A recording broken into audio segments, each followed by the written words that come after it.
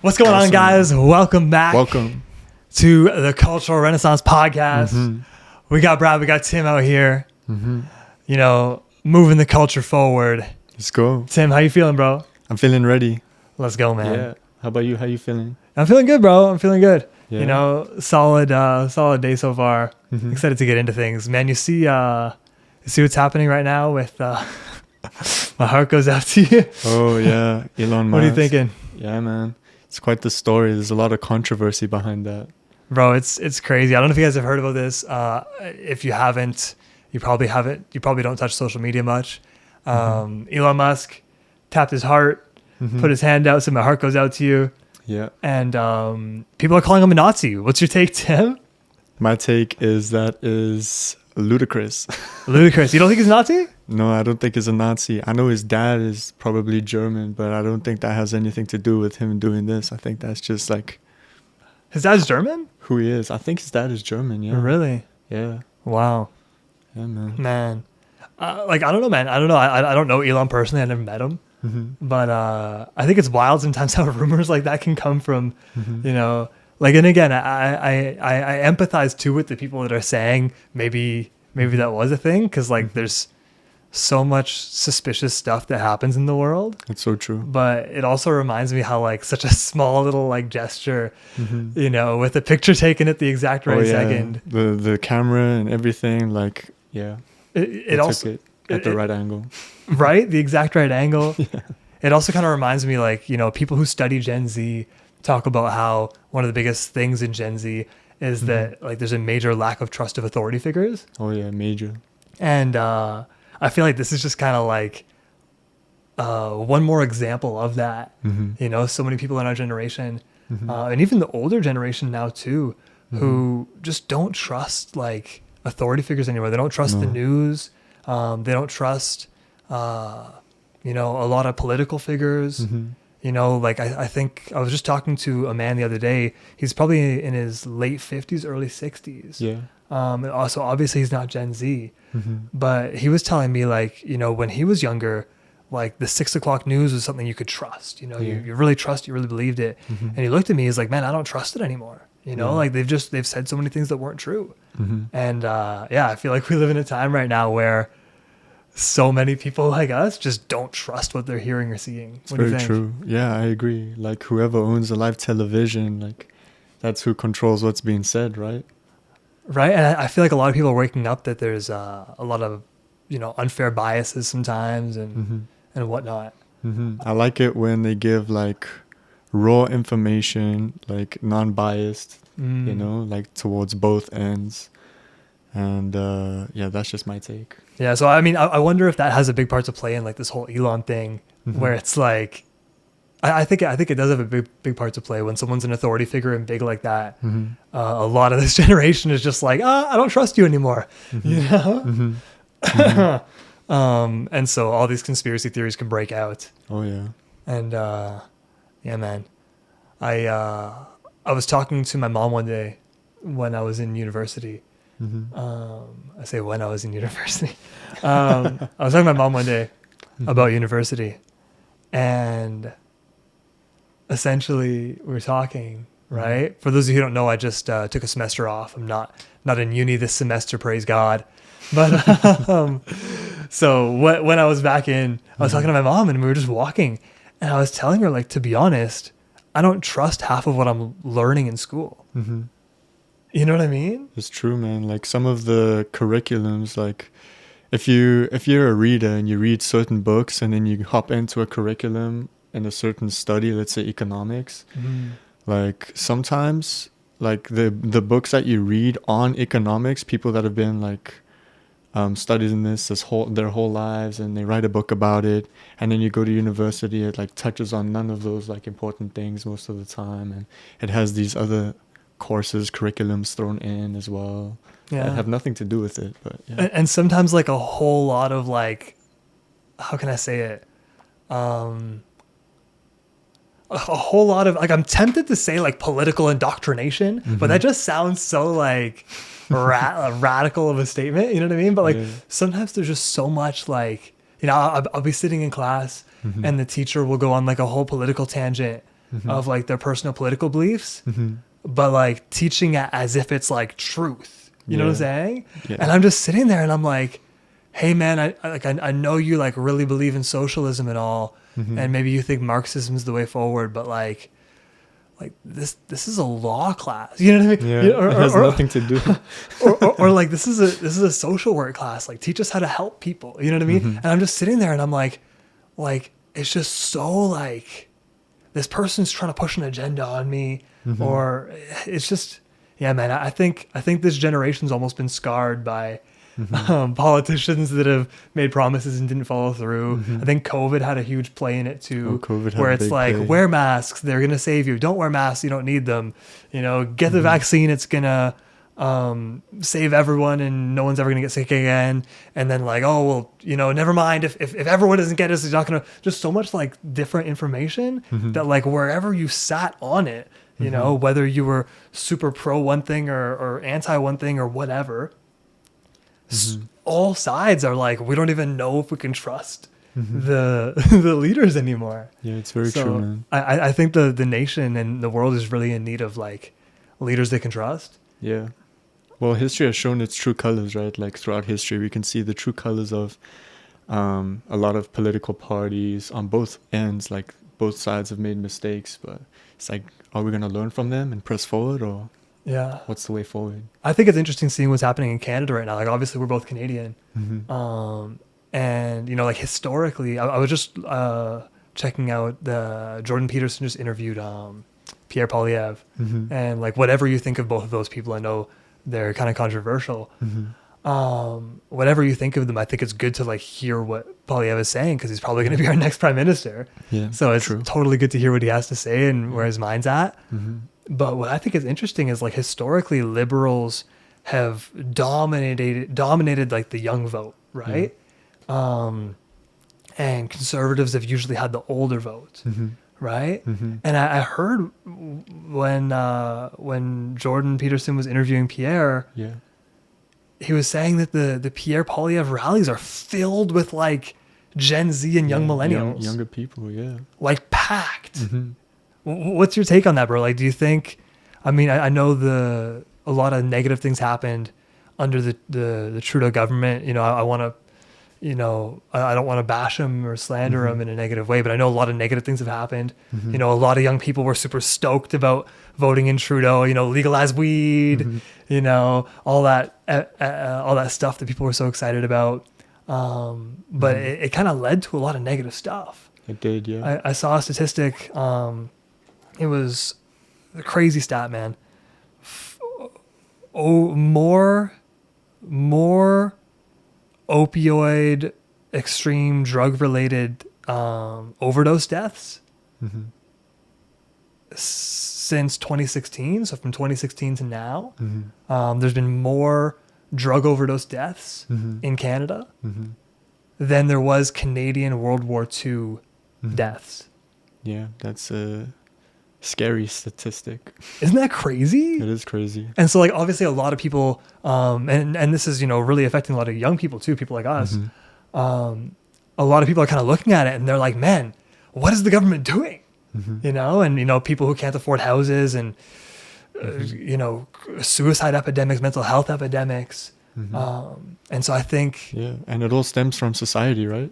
100%, bro. Yeah. 100%. You know, broken promises. Mm-hmm. So I just think it's interesting that there's a younger generation right now that doesn't seem to trust authority figures. Mm-hmm. For some reason, they're running to conservative side of things. Mm-hmm. Man, what's your take? My take, I think it's good that it's kind of going the conservative route, personally, because we can see that the liberals have shown their true colors. Yeah, a lot of things have gone worse off than they were, and people didn't think it could get any worse. Well, it has gotten worse. Wow. So now it's like, well, they've shown their true colors, but I see a lot of promise in what Pierre is standing for, right? He has his clear mission statement and he's sticking to it. Wow. And if you listen to like the speeches of other like liberal parties, like not everything is clear. You listen to the speeches and everything, and promise after promise after promise, and new promises added, new promises added. And then they probably don't happen, at least And half of then- them, maybe, you know? Yeah, but Pierre has really said, like, he hasn't changed his mission statement for quite some time. And it's just like heading for that mission statement. Wow. Yeah, axe to tax, low housing, costs, everything that follows. Yeah, I guess that's probably something that contributes towards like the trust factor, right? I think too, like a lot of people are like so tired with like fakeness, you know, and like whether you like Pierre Poilievre's personality or not, I think a lot of people are just like, you know what, man, like he doesn't really come across like he's just like shooting straight, being super direct, kind of funny, like.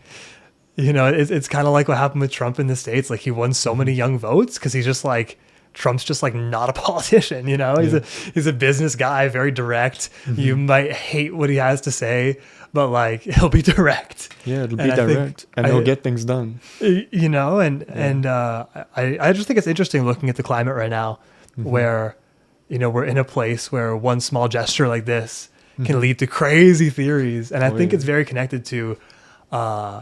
The lack of trust of authority figures. What do you think? Yeah, I agree. And I also think that like anyone with access to the internet like has influence in some way, right? And so you can be spreading your own opinions. People can be clicking on it nowadays, seeing it, taking all that information in, like without fact checking, just taking it as standard truth. Coming from one person, not checking the sources. So I think it's really important to like check the sources and whatever the politician says, look into it. Don't just believe it right off the bat. Right? Yeah. I think it's good too. I think there's a certain level of healthiness. We should probably dive into our main topic in a minute, but I think there's a certain level of healthiness of like not trusting every single seeming authority figure, but you know, kind of testing it. But you know, I think we should dive in, bro. We're talking about success today. That was a whole side tangent on current events. But bro, we're talking about success today. Yeah, you ready? I think I'm ready to dive in, bro. Let's go. So our first point that I think we want to touch on is creating our own personal definition of success. So what are your takes on that? Man, I think it's really important to define what success is.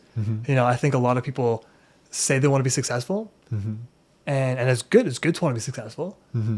But a lot of people let someone else define success for them, or they let society define success, or they maybe let what they see on Instagram define success. But they don't actually even really know what it means. And if you ask a bunch of people, like, what does success mean to you? You'll hear a lot of people pause, right? And I think if you're trying to hit a goal that you haven't defined, you're probably going to end up kind of confused, maybe a little aimless. But what do you think, bro? What's your definition of success? Do you have one? I do have a definition of success, but before I dive into that, I want to reiterate that my definition of success isn't for my own personal gain. It's for the people around me. Wow. Being a positive influence, right? So I think for me, personal success is walking into my purpose of life and fulfilling what my purpose is here on earth. I am Christian as well, so whatever God's will is for myself is what I want to achieve in this life. And I think you have like a very similar view of success, no? I do actually. I'm gonna I want to talk about that in a minute, but I want to ask you a question first, actually. Like you said that your definition of success like doesn't have to do with you. Like that was an interesting statement. That's not even something that I like. When you said that, I was kind of like, huh. What do you mean by that? So what I mean by it's not for my own personal gain. That's what I mean. I don't see success in my life for myself and just myself. You know, when you're going for success for yourself, you miss out on a lot of influence.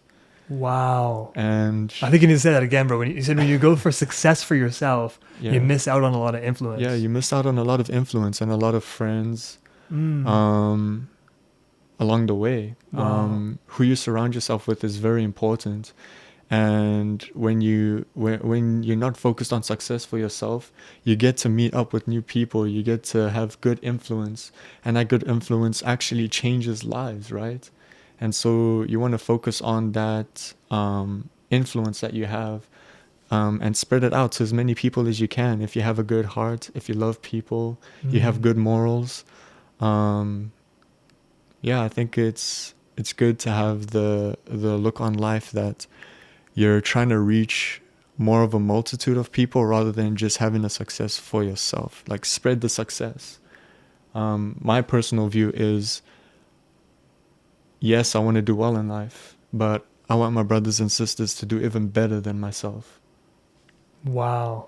Yeah. Wow. That's deep, man. That's Yeah. really deep, actually. Do you think being self-focused like hinders being able to influence other people? No, I don't think that at all. I think No? being self-focused is a good thing within the scope. Mm. How do you define that scope? It's more like, what do you stand for, right? What are your values? But we'll get into that a little bit later. But yeah, that's just my take on it. Wow. I think that's a cool take, bro. Mhm. You know, when I think about success, kind of very similar to you, I think the definition of success, at least the one that I work with, Mhm. is like success is different for everybody, but at the same time, Mhm. the exact same thing for everybody. Mhm. Now, that sounds like a paradox, but it's not. Mhm. Mhm. And what I mean by that is I believe that success is fulfilling what God has called you to. Or, you know, I'm a Christian, so I'll say that, but, you know, maybe you believe something different than me. I would say fulfilling what you've been created to do, Mhm. right? Fulfilling what you've been created to do. I believe that as people, we have purpose to be on this earth, Yeah, right? definitely. And I think that's a unifying definition, because we're all called to fulfill what we've each been individually created for. But at the same time, it's different for each person, right? Because one person might be called and created to be a teacher, right? Some people are just, you know, gifted in teaching. They have patience for kids, you know. They have a mind that enjoys that. And some people are gifted for that, right? And I think that if you can fulfill that calling that you've been called to be a teacher, you have succeeded. You have done it, you know. I think it's an absolute shame and sadness that sometimes in society we're saying things like, hey, if you're not making 6 figures a year, you're a failure, you know? And maybe we're not saying that, but people are kind of catching that. Or maybe we're saying, you know, if you have, you know, if you don't have 1 million followers on Instagram, some people feel like a failure, you know, or if you're not taking your family on expensive vacations all the time, maybe you feel like a failure. Or if you're not in university, maybe you feel like a failure. But I think that that's false, because not everyone's called to those things, right? And I don't think that those things define success. And I think if someone's called to be a teacher, I think you've succeeded when you're faithful in teaching people. Yeah. You know? You have the influence for like children, raising up the next generation. It's a big success. And I think it's a trap to define our own success based on what we see other people doing, right? Because we live in this culture, right, where, you know, I see something on Instagram and I'm like, man, I want to be like that, you know? But that's such a trap, bro. It is. Comparison is probably one of the biggest calling killers. I heard a pastor say that one time, and it hit me so hard. Comparison is a calling killer. It's powerful. Because you compare yourself to someone else, but you were never called to be like them. You were called to be you. Right? And so I think understanding what you've been called to do, walking in that, living in that, because that's what's really going to make an impact. And I believe at the same time too, you know, some people are called to be big on social media or a movie star or whatever. And that's great. If you're called to that, man, go for it, you know? But, you know, if you're just kind of pursuing, maybe you really feel like you're called to be a doctor, or maybe you really feel like you're called to be a stay-at-home mom, parenting your kids well, or maybe you feel like you're really called to be a husband who, you know, runs a business and leads a great family and serves in a nonprofit. Whatever you're called to, I think it's just dangerous when maybe we're called to one thing, but we let this like voice of insecurity on the inside of us, or like this hole of like insecurity and fear, tell us like, well, no, like you should go be a movie star because we need validation, you know, or you should go be a famous singer because I need validation. I think that's a trap. It is. Because it's never going to lead to the things, it's never going to lead to your peace, it's never going to lead to your joy. But when you walk in what God's called you to, you're usually going to have a strong sense of joy and peace. Money, fame, happiness. Is that success? For some people. For some people, I think money, fame, and success, money, fame, and like titles mean that they have achieved the success in their life. But I think it's more than that. I think that that's more like materialistic, material success. If you have money and you're a millionaire living lavish lifestyle, but you're stuck in depression, you're anxious all the time, you don't really have the success that you should be looking for. You have outward success. People look at you. They might respect you, might not. But success for me is measured on how you are inside, right? Wow. Yeah. Wow. And I think that's part of what God has called you to, or what you're called to, you know? Yeah. Like, I believe God has called us to peace, you know? I believe we're called to have joy, and I believe that is going to be found when you're walking in your purpose, kind of like you're saying. And I agree. And when I think about it, you know, I think there's so many famous people and like rich famous people who, when they get there, they turn around and they say, hey, everyone, just so you guys know, it's not fulfilling. You know what I mean? Like, they keep saying this. Yeah. So like person after person after person gets rich and famous and says, everybody, it's not fulfilling. Yeah. And for some reason we keep not listening to them, and we keep shooting for riches and fame. Yeah. And then another person gets there and they say, hey guys, it's not fulfilling, wasn't really that worth it. Yeah. And then people don't listen, they just, you know what I mean? Yeah, it's because they work hard. And we sacrifice so much for it. But people get there and they realize that they sacrificed so much for something that wasn't worth it. And I just think, you know, I'm not saying like fame is not a bad thing. Money is not a bad thing. Happiness is not a bad thing. Status is not a bad thing. But I don't think that they're going to fulfill us. No. And I had this strange analogy, like, bear with me, Sam, bear with me. I'm bearing with you. So imagine you got like a hamster, right? Cute hamster, right? And you get this hamster, like all the cool toys, you know what I'm saying? You ever see like a hamster cage? You get him like that little like castle igloo type of thing. Slides inside. Right?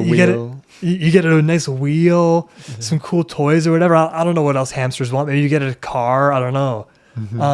You get this hamster all this cool stuff. Maybe you even paint its cage a nice color. Or you get a cool looking cage. You get this hamster all that nice stuff. But if you don't give it food and water, it's going to die. Yeah. Right? And I think all of like the cool aesthetic things, the toys, the car, the slides, you know, I think that can represent like the fame, the status, the happiness. But without the water and the food, and I think the water kind of represents like the spiritual fulfillment and the spiritual alignment. Right? Without the water of spiritual fulfillment, people kind of are lacking, right? They feel dry inside. They feel like life doesn't really have much direction. And I think the food could kind of represents purpose. Yeah. Purpose. Yeah. Living in your purpose. And so without the purpose and the spiritual fulfillment, you're kind of dead on the inside. Yeah. You know? True. And you see it. You see so many people who have a lot of money, a lot of status, but they're kind of dead on the inside. They don't have a spiritual relationship with God. They don't have any spiritual connection. And also, they don't really feel like they have much purpose in life. Yeah. And that kills people on the inside. I agree. They focus on the things that are like you see on the outside, but not the things that you see on the inside. Yes. And then you see some people who they have great spiritual alignment and spiritual fulfillment, and they have an amazing purpose that they're running at. But maybe they don't have a ton of money or a ton of fame, but man, they feel fulfilled. You know, and you got to ask yourself, which one would you prefer? It's true. It's true. So these are the things that run in my brain. Maybe my brain thinks about hamsters more than everyone else's, but that's my thoughts, man. What do you think? It was a cool analogy. I liked it. I actually had hamsters growing up. Well, not me, but my cousins and my sisters. So the analogy breakdown, I understood it. Let's go. No dead hamsters. I don't want to see any dead hamsters in the comment section. if you're watching this, I was gonna say comment no dead hamsters, but you know what? Maybe we'll do that. If you resonate with that point, we just said, comment no dead hamsters in the comments below. Let's keep going. Yeah, man, what's actually gonna fulfill us? Yeah. So yeah, I don't think that like you mentioned, like money is not a bad thing. Not at all. It can be great. Titles aren't a bad thing. Titles can give influence, but it's like how you manage both, right? Yes. And you can manage both in a good way. So I think it's about mostly how you manage it, because you can manage it to achieve the success that you want to achieve, both outwardly and inwardly. But most people are just focused on the outside, like money, house, cars, for some women, for some men, for some whatever else, right? Yeah. And yeah, you really have to focus on what's inside, the stuff that money can't fix. Yes. Yeah, I agree. And you know, I think some people also have like a bad perspective about money. Some people think money's evil or it makes people evil. And I wouldn't say that at all. Honestly, I think money's a great tool. It is. I think you know, one of my favorite quotes I ever heard on this topic of money, it comes from Dave Ramsey, right? Famous dude. He's got fame, he's got wealth, but it seems like he's using it well, from what I can tell. And one of my favorite, he's got a great family, right? They look like they're doing great. From one of my favorite quotes that he said is, and I'm kind of paraphrasing here, but he said, like, money doesn't make people evil. What money is money is an amplifier. It amplifies what's already there. So he said, if you're a really, really prideful person, a really proud person, if you give that person a lot of money, they're going to be a really proud person. Yeah, you'll see the fruits of it. And if that person is an evil person, and maybe they're in their heart, they really want to like do sex trafficking and murder people. If you give that person lots of money, like millions and millions of dollars, they're going to be a really evil person. Yeah, it's gonna show the fruit of what's inside. Yes, yeah. but if you find someone who's a generous person, a person who loves people, wants to do good stuff, and if that person gets like $100 million, that person is going to do some really, really good stuff. They're going to be a really generous person. So what Dave Ramsey says is, he says money's like an amplifier. It amplifies what's already there. That's good. And I thought that was such a good teaching on that. And you know, speaking of Dave Ramsey, you know, he's an interesting story, because like he came from like kind of like failure to success. I don't know if you've ever heard his story, but he went like super bankrupt. His family lost like pretty much everything. And then like rebuilt it. And it's a crazy story. But like, what's your take on failure, bro? My take on failure is, it depends how you define it. And for me, I personally don't believe in failure, because I believe that you can get something good out of it. Wow. So I look at it at this perspective of you can get something good out of it. So if you're, let's say, trying to get to Mars, right? And you try these 15,000 different ways. Bro, I know you're from South Africa, but you're kind of sounding like Elon right now. Are you guys related?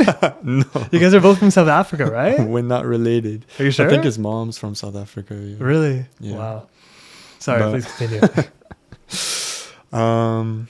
Yeah, so you're trying all these ways to get to Mars, but you've had all these failures along the way, and all of a sudden you just decide to quit. Well, now you have all these ways that you failed, and if someone else were to try and pick it up, they could like look at your research, what you did, they can see what did not work, and then they can go from there. Or you could look at all your failures and keep going from there until you achieve what you're set out to achieve. So for me, I don't believe in failing. I believe in only like winning and learning. So learning from your past failures. Yeah, but that's just personal definition, because failure, when I fail, I feel terrible, right? So I've kind of like changed my mindset to help me cope better with learning from the experiences. Yeah. Dude, that's a good word, man. I think that's really, really good. One of my favorite quotes that I've ever heard on the topic of failure, it came from this guy named Craig Groeschel, right? I've spoken about him before. Yeah. And what he said is, he said, and you know, Craig Groeschel's done crazy stuff. For those who don't know who he is, you know, probably one of the most influential spiritual leaders in all of North America. He's got like 47 churches across the States. Wow. I think it's either 45 or 47, something like that. It's a lot of churches. Their app has, I think, 800 million downloads now, or something close to that. Yeah. Close to 1 billion downloads. These guys do crazy things. People come from all over the world to learn from his organization. They from pretty much every metric of success, they seem to have it. Wow. And what he said about failure blew me away. He said, failure is not an option. It's a necessity. Wow. Wow. Isn't that crazy, bro? That He is said, crazy. this guy, one of the most successful dudes, he said, failure is not an option. It's a necessity. So embrace it. He said, you need it. Yeah. He said, you need it. And I think so many people, especially in this generation, like us, even myself, man, sometimes me, I get so afraid of failure sometimes that I like kind of like freeze and I become like indecisive, right? I'm so undecided. I don't even, you know, I can make this decision, I can make that decision. Don't know what to do but next. I just kind of get like so indecisive, and I'm so afraid of making the wrong decision or failing that I don't make any decision at all. And oftentimes the cost of indecision is actually higher than the cost of cost of the wrong decision. Oftentimes this is a Craig Groeschel quote again. He said, oftentimes we overestimate the cost of a wrong decision and underestimate the cost of no decision. It's like the same thing with voting, right? If you don't vote, it's kind of like making things worse than if you were to vote for at least a party. Wow. Not voting is the same as when everything goes bad, you're kind of in the same boat. Like you influence that. Wow. Yeah. Wow. That's deep. Yeah. That's deep. So should we tell everyone not voting's a sin? No, I'm just playing.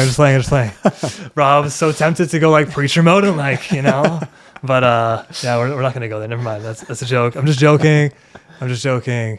You can not vote if you want to not vote, but you should probably vote. But Should probably vote. but either way, man, I think that's a really great point, bro. Yeah. Because Yeah, man. so many of us, man, get so stuck in indecision and fear and procrastination, and we don't recognize that we'd actually be better off oftentimes to just make a decision and learn from it. If you got it right, let's go. That's amazing news. If you got it wrong and you made the wrong decision, hey, guess what? Congratulations, you just learned something, I right? agree. This is way more valuable than making no decision and being paralyzed for a whole day. And I feel like I'm preaching to myself right now, you know? Yeah, man. Also think that like embracing others' failures, like the people around you, learning from the people around you when they're going to when they're set out to do what they want to do and they fail along the way, learning from them as well, right? Like I've fallen into this trap where my dad will say, don't do A because B will happen. And I'm like, maybe you just didn't do A right. So then I try it myself, and then I failed as well. I was like, well, yeah, I should have listened, right? So like listening and learning from people that have come before and tried the same things that you've tried, listening to their testimony, and really taking that information in and going from there. So embracing other people's failures can bring you to a higher success rate as well. Wow. Yeah. Dude, that's so good. And you know, I think that's such a good point, because we don't always have to fail personally. We can learn from others. And at the same time, I think failure can be very necessary, the right failures, right? Some mistakes are recoverable and some are irrecoverable. This is something that Israel, my mentor, a good friend of both of ours, he told me. He said some mistakes are recoverable and some are irrecoverable. You know, like for example, there's so many mistakes that are recoverable. Many are. Yeah, we've seen a lot of scenarios where someone has like a lot of influence, celebrity or whatever, and then a scandal goes down. Now everyone is like, okay, well now we don't regard those people as like good people, and we're just not interested in their lives anymore. Yeah. And you can see that with like organizations, businesses, pastors at churches, all of these types of things, right? So exactly, you know, like some mistakes, like God forbid it, but like for example, like someone like a high level business leader sexually assaulting someone, like that's a mistake that is pretty much irrecoverable. Like you can recover to a certain extent. Like a lot of people can forgive you. You might still have a good family life. You know, it'll be difficult, but like to come back to that same level of status and trust with society is probably like really, really difficult. I don't want to take hope from someone who has fallen into a big scandal, but like, you know, you want to avoid those mistakes. You can learn from others' failures. You never want to touch those. So some mistakes are irrecoverable, unfortunately, but many mistakes are very recoverable, right? Being late for something, failing on a project, getting a 30% on a quiz, like whatever. And a lot of mistakes, I think, are actually almost necessary for learning. Yeah. Another amazing quote I heard one time was from a big business and church leader. He's kind of in both spheres. And he was speaking to a group of young entrepreneurs. And this guy's in like, he's probably 60s or 70s. And he was speaking to a group of young entrepreneurs. And he said, if I wanted to destroy your life, if I wanted right now to destroy your whole life, utterly destroy you, you know what I would do? What? I would give you my life right now and everything that goes with it. All the influence, the businesses, Wow. I would give you my life right now. Wow. You know why that would be criminal? Tell me. He said, because I'm not giving you the painful life lessons that I had to go through to get there. That's why it would be an absolute crime. You won't be ready to handle those things. Yeah. It would crush you. Yeah, it's like giving a 6-year-old a Lamborghini. Yes. Yeah.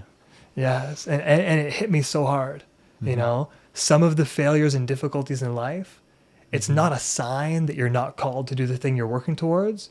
It's actually your rite of passage to get there. You need to go through it to be able to be strong enough when you get there to handle the success you're going to have. So I think, I think comes with the experience. Yes. Yeah. I think the right relationship to failure is important.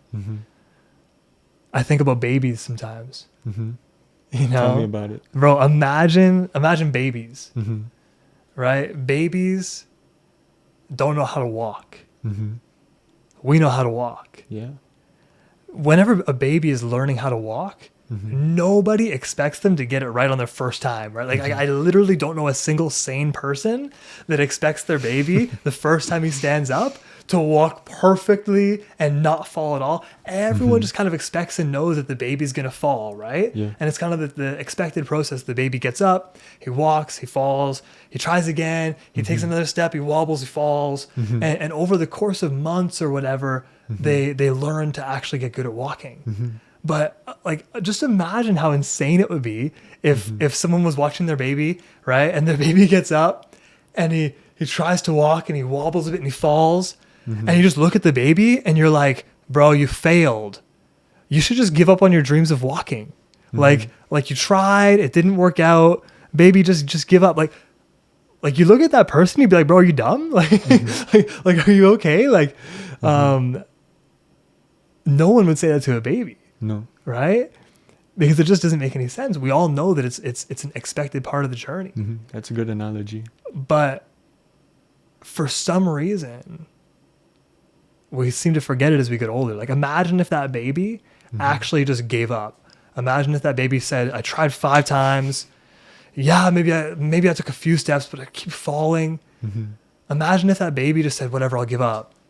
And, 25 years later, it's a fully functional 25-year-old adult with a sound mind and a healthy body, but they just never really got through walking. And now they're just crawling, and you see them in the hallway at high school or university. Yeah. You see them crawling down the hallway. You see them crawling on the bus, and you'd be like, "Man, are you okay?"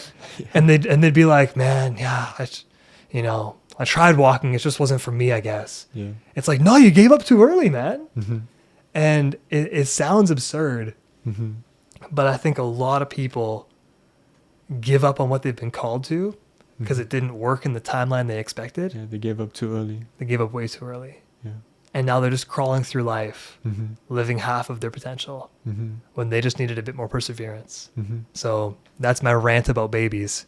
But there's still hope in that case. 100%. If you're crawling, get up and stand. That's it. Start walking again, man. Don't be afraid of failure. In Jesus' name. That's right. So, yeah, man. Any other baby talk? No baby talk for me, but I really enjoyed the analogy. And yeah, it's true. It's true. Let's go. Definitely true. Let's go. Yeah, man. I think you had a story that was on your mind today, didn't you? You were talking to me about someone earlier. I forget his name. Is it George something? I forgot. Oh, George Mueller. Yeah. Tell me about that, bro. You started telling me before, but I didn't get to hear the rest. Yeah, man. Unconventional success story. George Mueller, he's like an inspiration to a lot of people in the faith. He established an orphanage in like the 19th century in England. And he didn't come from like a lot of money. He didn't have a lot of substantial resources, and he never asked directly for money. He just relied on prayer and his faith in God, and God brought him all that he needed. And when he passed away, he had influenced around 10,000 orphans, like positively opening an orphanage. And wow. In doing so, there's a lot of people that have started relying more on God's provision. So that's like a unconventional success story. Wow. Yeah, man. I feel like we see so many examples of that right now. One more person that comes to mind is like Mr. Beast, right? Like, love him or hate him, it's just kind of crazy, right? You see this, 16, 17-year-old dude making videos in his bedroom, just obsessing about YouTube, going from that, right? Someone who probably got made fun of at school for his videos, I'm just guessing, right? Someone who like, he didn't even want friends at school probably to see his videos, but he stuck with it and he kept going, he kept getting better. And now he's got the biggest YouTube channel in the world. Yeah, man. He did like crazy challenges, like something that people had never done before. So strange. And he did strange things too. Like one time he took a plastic knife. You ever hear about that? He took a plastic knife? No, I didn't. He did a whole video cutting a plastic table in half with a knife. A whole video. You guys ever see that? No one had done that before, I guess. Bro, or like when he said, what did he say? Jake Paul's name 10,000 times, or Logan Paul's name. He said one of their name like 10,000 times to a camera. Like just strange stories of success, But I even think about the Wright brothers as well. Mhm. Like, failed, trying to build a plane. They're trying to build something no one had ever seen, Mhm. right? No one had ever seen a plane that flies. That's what birds do, Mhm. right? They probably got roasted, Mhm. right? The Wright brothers probably got roasted, man. Mm-hmm. Like, bro, you guys are trying to fly? Are Yeah. you a bird? During Like, that time, it seemed absurd. during that time, it seemed crazy, Yeah. man. And, you know, when I heard Mike Todd say one time, he said, it's only crazy until it happens. It's true. He said, people will call you crazy for so long. Mm-hmm. You're working on that thing. You're working on that new innovative thing that no one's ever seen. Maybe it's a plane, Mm-hmm. right? Maybe it's building a tech company like Facebook, Yeah. right? Whatever it is, people will call you crazy for so long Mm-hmm. until it happens. Until it happens, and they're like, wow. And he said it's only crazy till it happens, because once it happens, Mm-hmm. everyone's like, man, you're so smart. You know what I mean? It's like everyone calls you crazy until it works. And then Yeah. they're like, oh, bro, you know, you're so smart. You got so much faith. And it's like, bro, you were calling me crazy 10 minutes ago, you know? Yeah, man. It's also kind of like, let's jump back on the Elon Musk train. Okay. When he was landing a rocket, so he was calling the rocket back, and everyone said, like, it's impossible. You won't be able to land the rocket, like, successfully. It won't be able to return to where it came from successfully. And everyone was like, it won't happen. You won't be able to do it. And he ended up doing it. And now everyone's like, wow, like, so many people, scientists, everyone were like, that's not possible. Wow. And then he did it. Wow. So it's like the same kind of. It's only crazy until it happens. Yeah, it's only crazy until it happens. Shout out Pastor Mike Todd. It's only crazy till it happens. Yeah. You know? That's it. And the truth is, there's so many more things that people even watching this right now are believing for or working on. And it seems crazy, Mm-hmm. but bro, it's only crazy till it happens. Mm-hmm. Only crazy till it happens, man. And I think one of the other things that we were talking about before getting on camera today was like, how do you achieve success in a culture that we currently live in Mm-hmm. without compromising your values? Because again, like whatever it is that we've been called to, right? Some people, like you said, maybe it's landing a rocket. Some people, maybe it's building a big business that helps a ton of people. Mm-hmm. Some people, maybe it's building thousands of orphanages. Mm-hmm. But even if you're building an orphanages, like you're going to need money, you know? Mm-hmm. Maybe it's leading a family well. Maybe it's building a huge nonprofit. Maybe Yeah. it's being a billionaire tech company. Yeah. How do you achieve whatever you've been called to without compromising your values? Is it possible? Because some industries, man, like they kind of expect you to do some suspicious stuff. Yeah. My take is like, I think, first of all, you need to find out what your values are, right? What do you stand for? And a couple of ways that you can do this is you just sit in your room and you write down a checklist of things that you stand for, and you don't want to compromise on them. And then as you're going about life and achieving your goals and success, I think it's important that you take time to reflect daily, weekly, monthly. I would suggest daily, because we should all strive for personal growth daily. And when you're trying to achieve your goals, you can reflect back on your values and be like, I've compromised there, I've compromised there, I've compromised there. Maybe I should realign. And sometimes you can like adjust your values depending on where you're heading. And if it's a positive change, go for it. But if it's like obviously a negative change, you want to realign, reassess, take that time to reflect daily on yourself and move forward. That's so practical. I actually love that. Yeah, man. You know, one thought that I had earlier is this, and I don't want to say it right. Mm-hmm. You know, compromising your values Mm-hmm. is a pathway to regret, not a pathway to success. Mm-hmm. You know, even if you get to the thing that you're striving for, right? Maybe you're striving to be a big movie actress and that's what you think you're called to. Mm-hmm. You know, compromising your values to get there. Mm-hmm. Maybe you'll get there. Mm-hmm. Maybe you won't. Maybe you will. Mm-hmm. But either way, it's a pathway towards having deep regret in your heart. Mm-hmm. It's not a pathway towards success. No.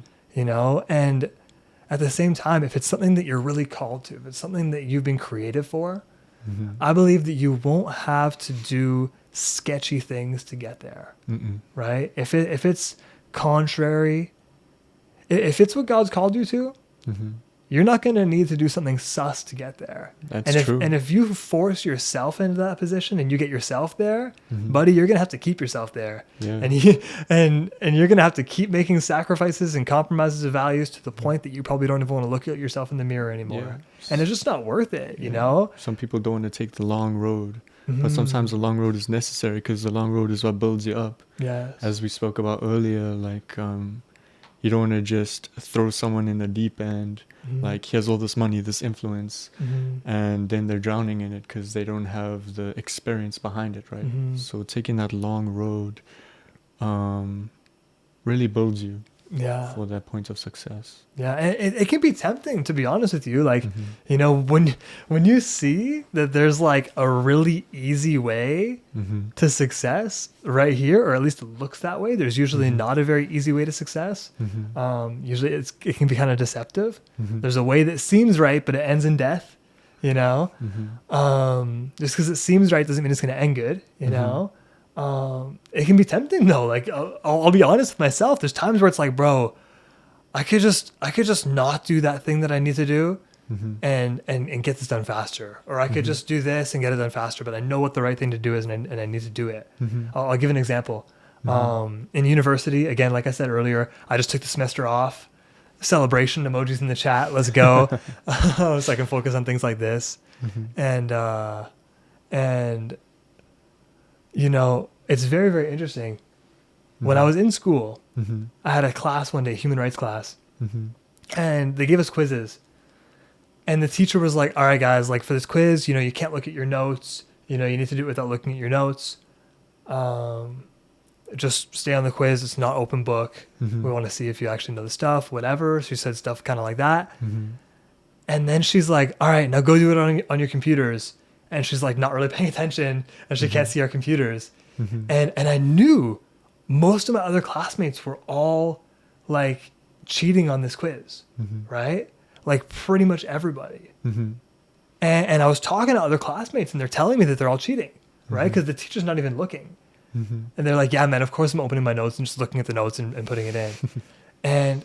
But in my heart, I just didn't feel right about it. Yeah. In my heart, I knew it wasn't right. Yeah. So even if like I thought it was more ideal, what's up, buddy? My cat's coming into the frame. Come on over, dude. Oh, he's heading out.